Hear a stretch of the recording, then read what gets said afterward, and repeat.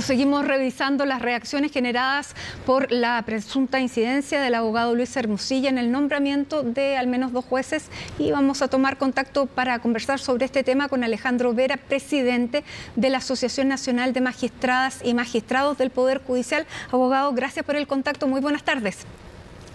Muchas gracias, Matilde. Buenas tardes. Bueno, hemos conocido detalles de esta conversación de WhatsApp, y en entrevista tanto Jean-Pierre Matus como el abogado Ulloa reconocen que hubo conversaciones. En el caso de Jean-Pierre Matus no señala que haya sido esta conversación la que efectivamente no le consta, que haya sido lo que definió su nombramiento, y en el caso del magistrado Ulloa, él dice: postulé una vez, pedí el apoyo, no me fue bien, pero reintentamos la segunda y sí, y lo naturalizaba de una manera que llama bastante la atención. ¿Cuál es el sistema de nombramientos? Y partamos por la Corte Suprema, porque son distintos los sistemas de nombramiento, y cuánta incidencia tienen las recomendaciones en los nombramientos. Bien, Matilde, para nosotros este es un tema de absoluta relevancia. Desde el año 2006, la Asociación Nacional de Magistradas y Magistrados ha venido trabajando en este tema, con especial preocupación, toda vez que creemos, y lo hemos sostenido también, tanto en instancias internacionales como lo sostuvimos los 2 procesos constituyentes, de que el actual sistema de nombramiento requiere un cambio radical. Y eso con el objetivo de garantizar la independencia de los jueces. Cuando uno habla de independencia, no habla de privilegio, lo que habla es que los jueces solamente se dediquen a resolver las causas en base a la ley.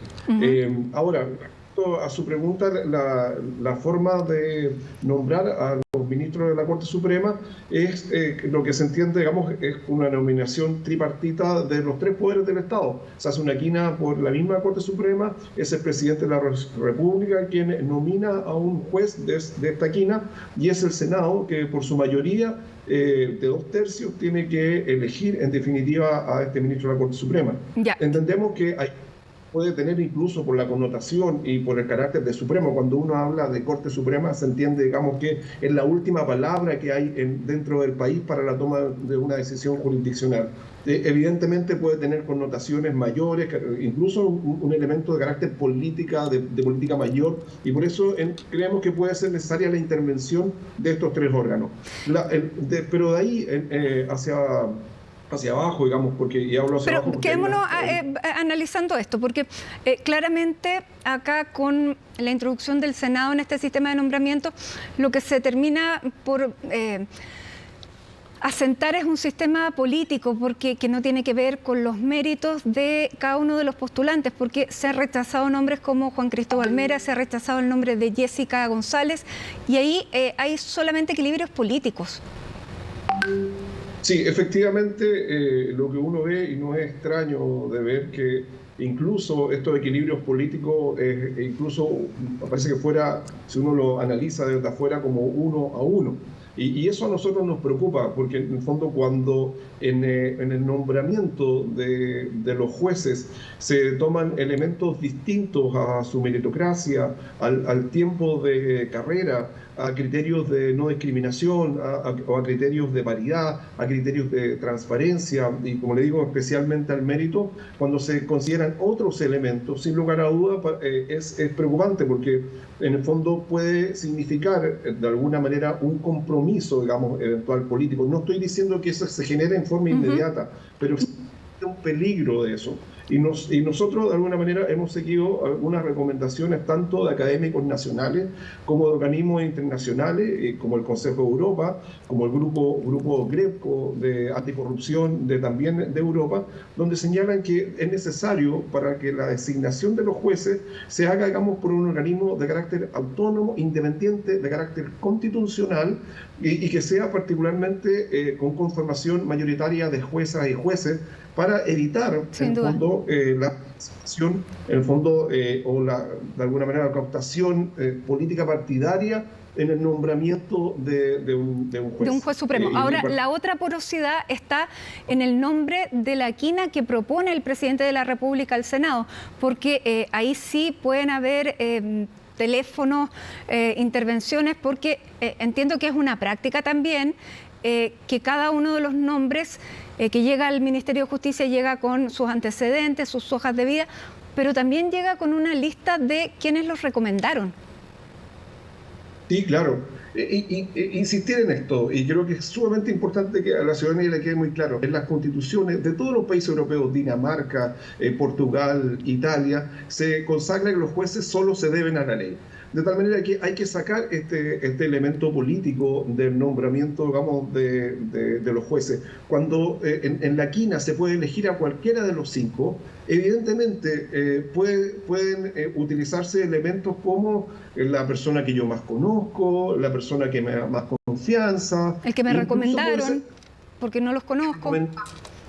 Mi afinidad política, mi afinidad vecinal, mi afinidad de un grupo deportivo, o sea, todo lo que usted se pueda imaginar, porque es absolutamente discrecional el nombramiento, está fuera del mérito y fuera de la transparencia.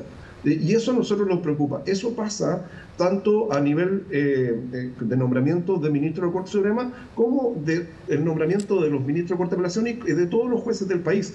Y eso evidentemente da a la injerencia, evidentemente, de fuera de todos los elementos que le acabo de mencionar, evidentemente quizás el elemento más preponderante puede ser el político, pero el día de mañana puede ser de otro poder distinto, de otra naturaleza también. Y peor aún cuando uno habla ya de la política buena, pero también puede haber de la política mala, e incluso de operadores inescrupulosos políticos de política, digamos, de política. Entonces, hay una... Porque hasta ahora, abogado, estamos hablando de que hay un sistema que es poco transparente, absolutamente poco transparente, uno no sabe cuáles son los recomendados de uno u otro. Políticamente entra a incidir ahí el criterio de los senadores cuando el nombre es llevado hacia el Senado, pero también en este sentido, hasta ahí uno diría es opaco, pero se puede dar la corrupción cuando esa persona que es nombrada se siente en deuda con quien lo ayudó. Internacionalmente, y esto lo ha definido Transparencia Internacional, también es importante señalar cuándo hay corrupción. Corrupción hay cuando hay discrecionalidad y no hay control. Si junta usted estos dos elementos, hay una alta probabilidad de que se genere la corrupción. No necesariamente se va a generar, pero sí hay una probabilidad importante, pues, especialmente cuando no hay control. Los jueces, cuando toman decisiones hoy en día, están sujetos a control a través de los recursos procesales que pueden ejercer las partes y también a través de un sistema completo de responsabilidad, tanto en responsabilidad funcionaria, penal, civil e incluso, cosa que a nosotros como asociaciones nos gusta, pero responsabilidad política a través del juicio político que se hace, digamos, cuando se acusa constitucionalmente a un juez por la Cámara de Diputados y es juzgado por el Senado. De tal manera que el control de la decisión del juez está, de alguna manera, está protegida, de alguna manera tiene un sistema robusto de herramientas para controlar la actividad del juez. Pero no obstante eso, igual, de alguna manera existe el peligro que esa decisión se haga, digamos, pensando, digamos, en alguna retribución o influencia de carácter política o de nombramiento el día de mañana, y eso a nosotros nos preocupa.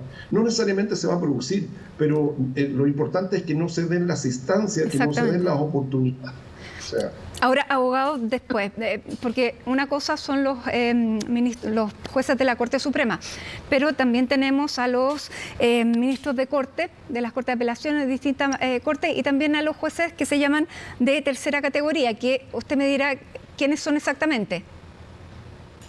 Sí, efectivamente, los ministros de Corte de Apelaciones, la Corte de Apelaciones en cada región hay una Corte de Apelaciones, y después están los jueces que trabajan en las capitales de regiones y los jueces que trabajan en capital de provincia y los que trabajan en comuna o agrupación de comunas. Todos jueces son nombrados por una propuesta, la primera, una propuesta interna por la Corte de Apelaciones, que son los ministros de Corte de Apelaciones, y decide exclusivamente el presidente de la República, de esta terna. Ya, y, aquí son tres, una terna, distinto a la quina de la Corte Suprema. Pero aquí antes hay un sistema de concurso interno en que se asignan puntajes que tampoco nadie conoce cómo se reparten. Ahí el Código Orgánico de Tribunales regula la forma en que deben hacerse los puntajes. Lo que sí es que dentro de todos los candidatos en el fondo, las Cortes de Apelaciones o la misma Corte Suprema puede elegir a todos aquellos que tengan, sean admisibles de postular. De tal manera que en este momento, si bien la Corte Suprema ha establecido algunos criterios para la elección de estos jueces, igual la Corte Suprema como las Cortes de Apelaciones puede elegir de todos, ¿no? Puede elegir. Muchas veces, digamos, existen los jueces con igualdad más o menos de condiciones, que son de la misma categoría, tienen notas similares, han sido evaluados, digamos, en el fondo por los tribunales superiores de una forma igual, y muchas veces, digamos, sin importar la antigüedad de esa persona, se les designa. Luego, ahí, nuevamente, cuando, y eso estoy señalando, se los designa para hacer la terna, ahí hay un grado de discrecionalidad, claro, que uno dice... No hay control, podría haber un recurso o decir, ¿sabe qué? Usted, ministro de la Corte de Apelaciones, ministro constitucional, debiera elegir, la terna debiera estar conformada por los jueces más antiguos que estén calificados en una lista de mérito, digamos, que no estén mal calificados. Entonces simplemente sería fácil elegir a los tres, y de esos tres, pero ahí viene otro elemento discrecional, que de elegir a los tres, en caso que fuera así, pero no es así, pasa al presidente de la República. Y el presidente de la República, de estas tres personas, y que muchas veces quizás el presidente de la República no conoce... Sobre todo cuando ahora son miles de jueces, ¿no?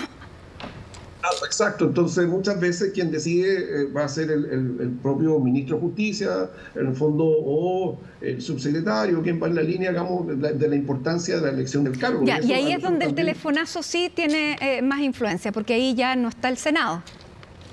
Evidentemente, porque sin lugar a duda el Poder Ejecutivo, todos sabemos, digamos, que es el Presidente de la República y todo el equipo del Poder Ejecutivo obedece, digamos, a un grupo, digamos, político determinado, una orientación política determinada, y que obviamente por elección del país hay una política que hay que ejecutar. Pero luego viene, bueno, uno se pregunta, ¿sabe qué? Yo, juez, que soy de carrera, y que tengo o no tengo afinidad, digamos, con el gobierno de turno, entonces me van a nombrar o me van a nombrar, entonces uno puede decir, uy, ¿sabe qué? Yo tengo afinidad, por favor, nómbrenme.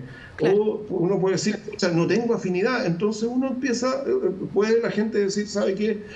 Díganle que yo no tengo afinidad política, pero soy un buen juez, soy un hombre correcto, hago bien sentencia, me ha pegado la ley. Entonces, eso, por ejemplo, hoy en día no tiene control, no se transparenta, no se dice, digamos, quién está apoyando a ese candidato, y creemos en el fondo que este sistema de nombramiento no es un sistema transparente y no es un sistema, digamos, sustentado en la meritocracia, en el mérito, digamos, de los jueces, y tampoco, digamos, cumple con criterios, algunos que hoy en día quisiera, como criterios de igualdad, de regionalización, que sea un juez de capital, otro de región, que sea un hombre, que sea una mujer, o sea, criterios de paridad. Entonces, son elementos que al momento de nombrarse debieran considerarse, pero en realidad uno no sabe si se van a considerar o no. Ahora, magistrado, cuando estamos hablando de lo mismo, hay opacidad. ¿Sabemos si ha habido casos de corrupción en base a este sistema de nombramiento?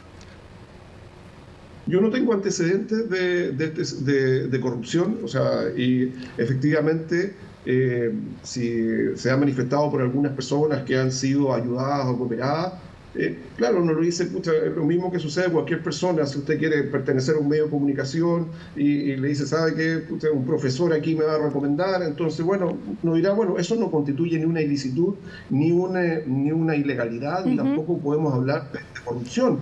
Pero lo que nosotros pedimos, o que se haga más transparente el sistema, y en realidad la petición directa de la Asociación Nacional de Magistrados, es que se cambie derechamente el sistema, porque de alguna manera para que se estructure, digamos, a través de una serie de condiciones que nosotros le hemos fijado, como esta existencia de que los nombramientos se hagan por un órgano autónomo e independiente de carácter constitucional.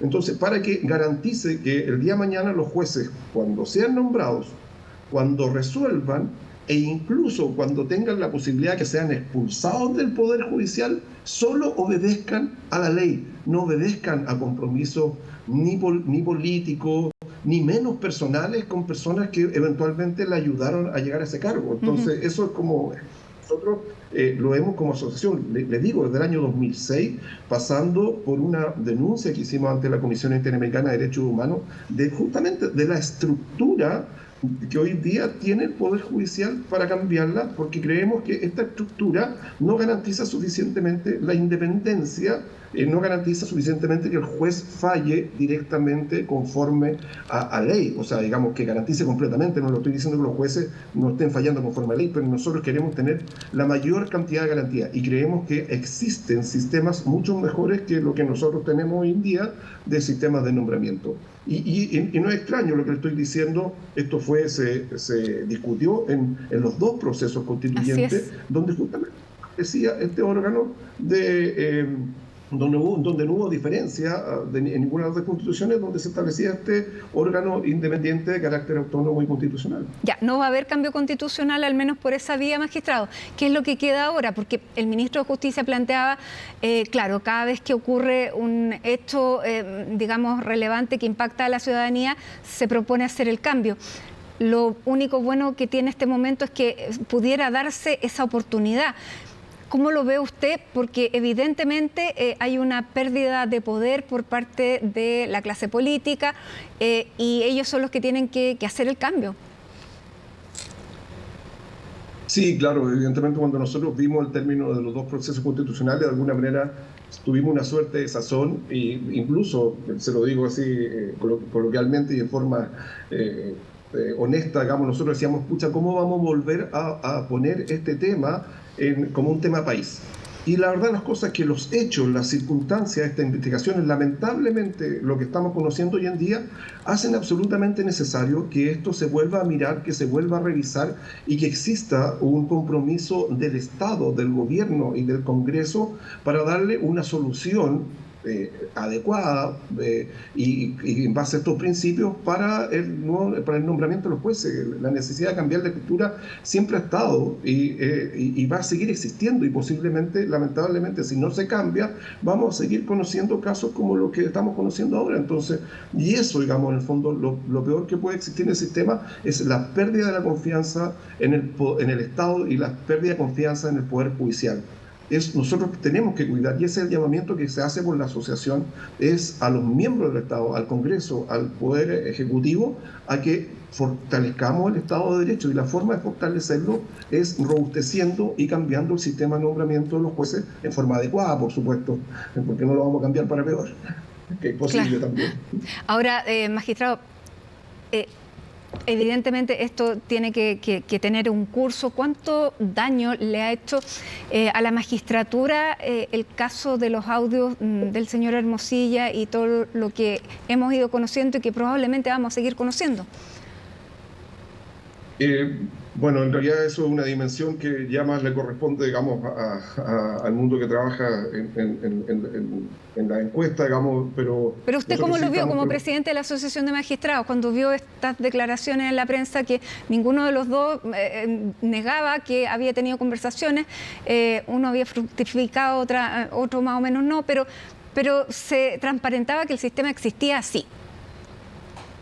Bueno, obviamente con preocupación, pero le insisto, para nosotros no fue en ningún momento una sorpresa, porque de alguna manera nosotros hemos dicho que este sistema no es bueno y genera estas circunstancias, estas posibilidades. Esperemos que en este caso no se hayan dado, y yo, conforme a la información que tengo, entiendo que aquí no hay delito, digamos, en este tema, pero sí pedimos que sea más transparente el sistema de nombramiento y en base en mérito. Ya, y ahí entonces tendría que ser un proyecto del Ejecutivo el que pudiera abrir el camino. Sí, o puede ser iniciativa del Ejecutivo o también del mundo parlamentario. Yo creo que lo importante es que exista un acuerdo político para fortalecer el Estado de Derecho y fortalecer la independencia judicial. Si la ciudadanía confía en los jueces, ganamos todos, gana la paz social, gana el desarrollo sustentable del país, gana, digamos, la democracia. Y eso es lo que nosotros pretendemos. No queremos, digamos, que gane la delincuencia, no queremos que gane la corrupción, no queremos que gane el desprestigio, digamos, al Poder Judicial. Nosotros queremos mejorar el Estado, y en ese pie está trabajando la asociación. Muy bien. Alejandro Vera, presidente de la Asociación de Magistrados, muchísimas gracias por esta conversación con CNN Chile. Esperemos esta vez que esto pueda abrir el camino a los cambios necesarios. Muchísimas gracias y buenas tardes. Muchas gracias, Matilde. Gracias por esta entrevista. Buenas tardes.